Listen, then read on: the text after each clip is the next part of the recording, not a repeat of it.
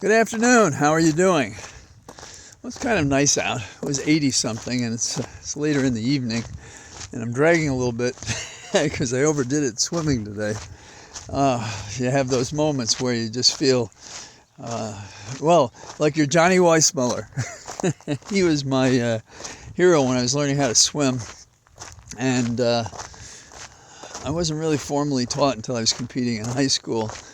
And my coach asked, why did I swim with my head out of the water? I said, I was swimming like Johnny Weissmuller. He says, well, Johnny Weissmuller has a 50-inch chest and his bones must be hollow because he floats on top of the water. So he said, maybe you should try the Australian crawl. And he was right. My speed increased tremendously. Enough to be beaten by some of the best swimmers in the world. Okay, now here's a test for you. North Carolina decided that you couldn't have the Confederate flag on your license plates. The Confederate sons who lost the war, that's not their title, they sued to have it put back, and it got up to the Supreme Court, and they made a petition to the Supreme Court to consider it. Okay, I'll give you several seconds to decide what do you think the Supreme Court did with it. Na na na na na na na na na. Well, they refused to hear it. Isn't that nice? A little good news in a day. The Supreme Court can get some things. Maybe not the Navajo Indians, but they can do something about refusing to decide a case based on that. So, you can't get plates in North Carolina with the Confederate flag on it. Good deal. Now, in surprising things going on, I'm out late enough. I don't know what time it is. It's, 7:30 or 7:45ish. The day has been wild in Russia because we had the head of the mercenary armed forces, headed up by their chief, Prigozhin. Forgive me if I get the name wrong, and I've heard people say it. I don't know if they're right either. Now, the interesting thing is that this guy managed to build an army, I think it's 25,000, on behalf of Russia. And they're down in that area where the Russian troops come into Ukraine. And so they were in a prime position. And this guy got so upset, he was going to march on Moscow. And he's going to go from somewhere in the area of Rostov-on-Don and head north. It's kind of a north path to Moscow. And that I heard from time to time today the reports, and he'd gone 200 miles toward Russia, and it seemed like there was going to be a real collision, and this guy actually wins military battles. So, and he was a close associate of Putin, but they obviously had a falling out. Now, very few people in Russia like to have a falling out with Putin, but this guy felt strongly enough about it. And then what happened? It just sort of evaporated. There was a notice of a plane coming from the south of Moscow that turned off its transponder so it couldn't be followed. And then there's an announcement that the word to arrest Prigozhin was lifted, and he's going to Belarus, kind of banished to Belarus. And the military confrontation is not going to happen. Now, is that strange? Holly and I, years ago, did get to go to Moscow. Quite an amazing city, and huge. And people asked me if I was following. I said, nah. And they said, well, you wouldn't know about it. So it's possible. This is before the Putin-Trump alliance was launched. So that's Russia. And of course, some of us were thinking, well, if this happened, so he's getting fight from within Russia, that is Putin, then that might help Ukraine, or it might help us settle the war. So, but one thing is clear to me, that if I was Prigozhin, or however he says his name, when I get to Belarus, I would pass up any teas somebody would offer to me to drink, given some of the past history of, Putin alleged to have arranged for teas that shortly thereafter kill you. Now, the Supreme Court had another decision. It's the end of the month, so this is when their final decisions come out. There's an affirmative action decision, highly controversial, that with the makeup of this court, it'll be interesting if Roberts could stabilize it.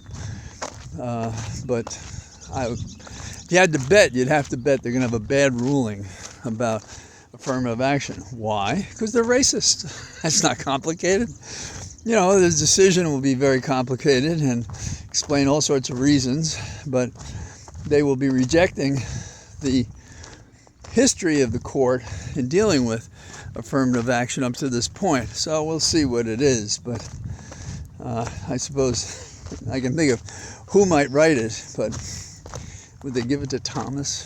That'd be interesting. See if the chief judge is on the side of the question. He gets to take the decision and write it himself, or he can assign it to someone else who agrees with whatever his position is that's in the majority. So it'll be interesting to see not only what is said, but who writes it and what the breakup in the court is. I would think we'd have 3 solid votes against the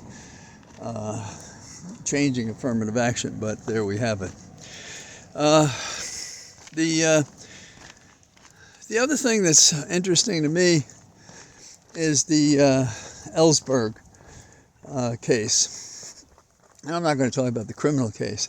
I mean, how Ellsberg came to the Hill to try to find a legislator before he went to the newspapers who would disclose it. And he thought that William Fulbright would be a prime person to go to. And he offered him the papers, and papers were accepted, but Fulbright wouldn't go public. What does that sound like? And then he made some remark that, at least from Ellsberg's point, and Fulbright made the point that, well, it's only just history. And some have asked Ellsberg, why did you do this? Was it just that the public didn't know it was a wrong decision? And he said, no, the thing that distressed him was the people who were dying, ours and theirs, when there were reports that not only was the war not winnable and that we would lose it, but there would be other bad consequences as well. So there were a number of reasons why Ellsberg felt this way. And he went to other senators and legislators, and he couldn't get them to do anything. But he went to Gravel, who was from Alaska, a very interesting guy. And he was very upset about this. He was in a position to talk about it, and did. And that in the committee, while reading the report aloud and making it public in that way as well, he started crying. And he was crying for the loss of life that he found in the pages that are, well, the Ellsberg released, the papers, the Pentagon Papers. So we have an interesting reflection on what does it take to be a hero. Ellsberg was, because he was prepared to go to jail or anything. This so upset him. And ultimately, he did go to the New York Times. And the rest of that part of the story we all know. But this chapter is interesting because it tells us that those charged and in the best position to know the significance of something like the Pentagon Papers and not to act upon it. I had a different kind of frustrating event in those years. There was a Congressman, Ryan, good Irishman from the West Side. And they had these, quote, political kids who went on to have great careers in politics. And he had a motion on the floor, that is the House of Representatives, when I went to Washington. And I asked to meet with him, and they allowed me to meet with him. And he'd already been to the floor, and his motion that would have forced a consideration of what we were doing in Nam was ruled out of order. And so I saw him, and I was invited into his office, and I sat with him. And he had a vitality of spirit, but he also had cancer. But here was a man with cancer fighting for what he believed was right. Politicians were saying things like they agreed with his position, but he couldn't get Congress to act on the truth of the matter. And I remember walking around the Hill, which was much less secure in those days, so you could go anywhere, and thinking about how this man, Ryan, smart, popular, right position, and he couldn't make a difference. But the difference between him and Fulbright is that Fulbright faded, and like Gravel, he was fighting for it. And ultimately, because of a variety of reasons, just the war went on long enough that people came back to tell us the truth and contradicted the Defense Department and everybody else. So it's interesting how you learn about your society, and you can't find it sitting in your room alone. You have to go out. You have to mix into the actions and passions of our time, to sort of borrow from Teddy Roosevelt. Now, I have kind of a fun story. Kathy Brennan, good Irish name. This is a woman that likes to kayak. And when I say likes to kayak, I mean very seriously. She kayaked the entire distance of the Potomac River and other rivers, and she's done this. And she says, when asked, what's it like? She said, I'm in the moment. I'm looking at the chops in the water. I'm looking at the waves. She's entirely present. So it's a kind of meditation in a natural surrounding. Now, like I said, I went swimming today, and some people say to me, how can you do those laps? Isn't it boring?